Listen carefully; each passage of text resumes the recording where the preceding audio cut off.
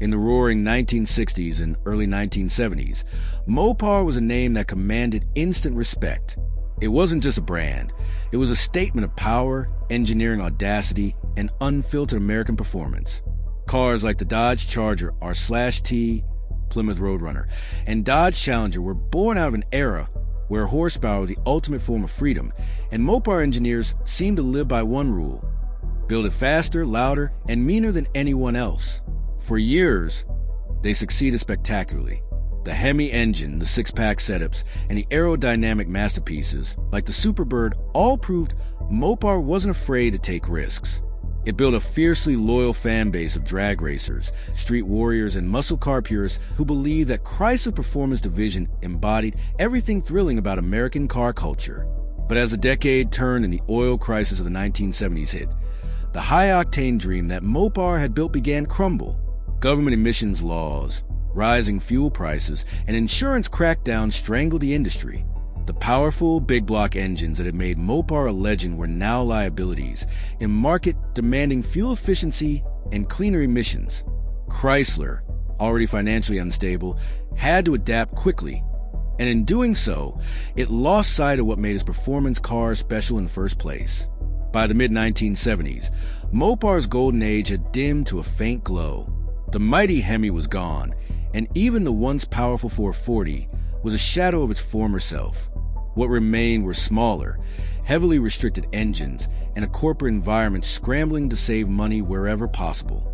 It was during this chaotic period that the Dodge Aspen and its twin, the Plymouth Volare, were born. Initially designed as compact sedans and coupes to replace the aging Dart and Valiant, they weren't built with performance in mind. But Chrysler, desperate to hold on to its muscle car image, decided to create performance versions of these economy cars. Thus came the 1976 Dodge Aspen R/T and Plymouth Volare Road Runner. Two names once associated with dominance and excitement, now reduced to marketing ploys. Mopar tried to package nostalgia into a new body style, hoping the badges and stripes alone could reignite the fire of the past. But beneath that thin disguise, these cars represented everything muscle car fans despised: underpowered engines, bloated weight, poor craftsmanship, and empty promises.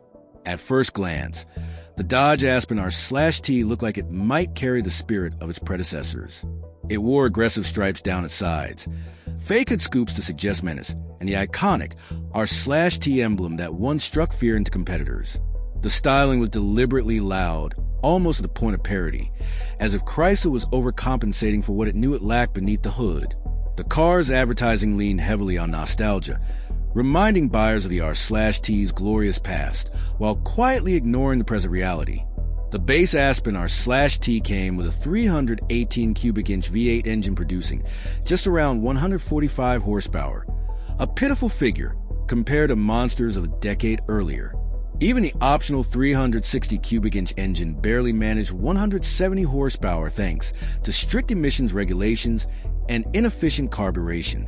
The once thunderous roar of Mopar performance had been replaced with a muted grumble. When reviewers tested the car, it was clear something was horribly wrong. The R/T nameplate was being dragged through the mud, attached to a car that could barely outpace the sedans it shared a platform with. It handled poorly, braked inconsistently, and suffered from mechanical issues that were emblematic of Chrysler's declining quality control. The Dodge Aspen R/T's biggest flaw wasn't just its lack of power. It was its complete failure to deliver on the emotional promise of the R/T name. This was a car that wore a racing stripe, but couldn't live up to the spirit behind it. Mopar fans had always loved the rawness of their machines, the sense that every time you turned the key, you were commanding barely restrained chaos. But the Aspen R/T felt domesticated, neutered by bureaucracy and bean counters. It wasn't a muscle car. It was a marketing illusion. Underneath its sporty facade lay a chassis share with economy cars, suspension tuned for comfort instead of performance, and a body prone to rust almost immediately after leaving the dealership. It squeaked, rattled, and fell apart faster than most cars of its time.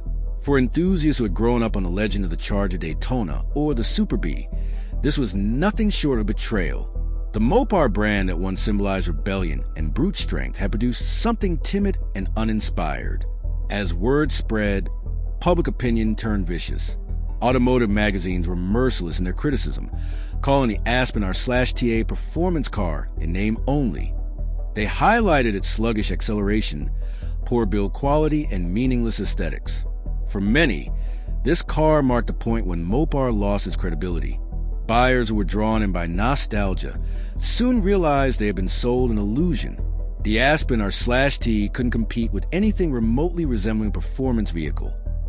Even basic Japanese sedans of time could outrun it in real-world conditions.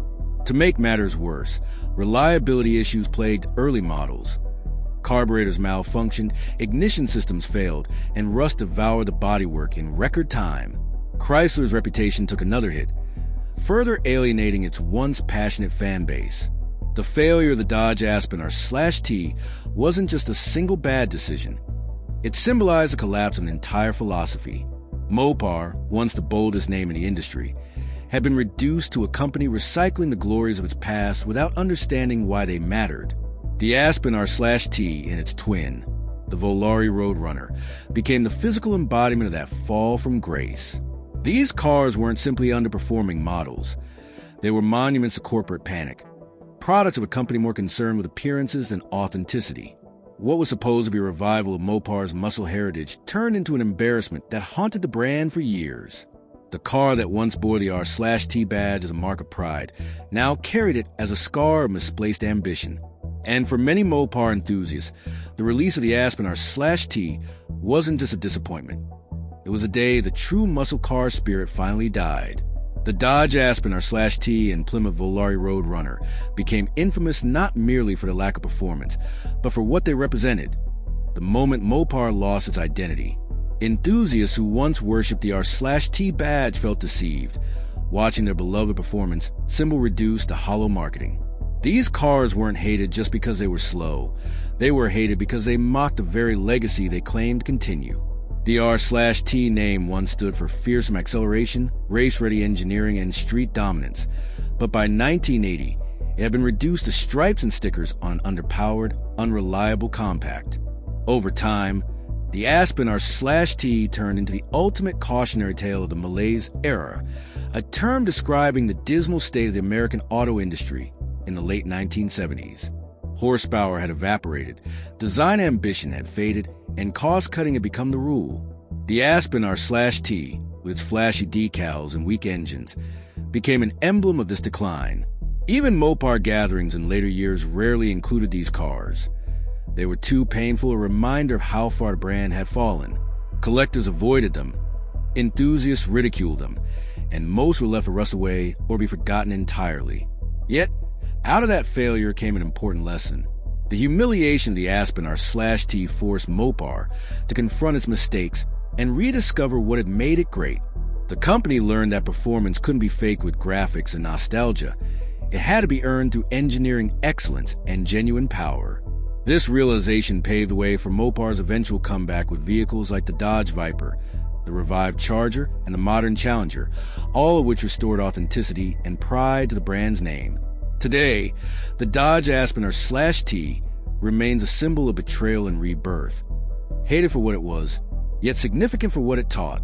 It stands as a permanent reminder that true muscle isn't defined by looks or badges, but by heart and performance. Mopar's later triumphs only shine brighter when contrasted against the Aspen's failure. Though despised, this car inadvertently played a vital role in shaping the brand's future, ensuring that Mopar would never again forget what real muscle truly means.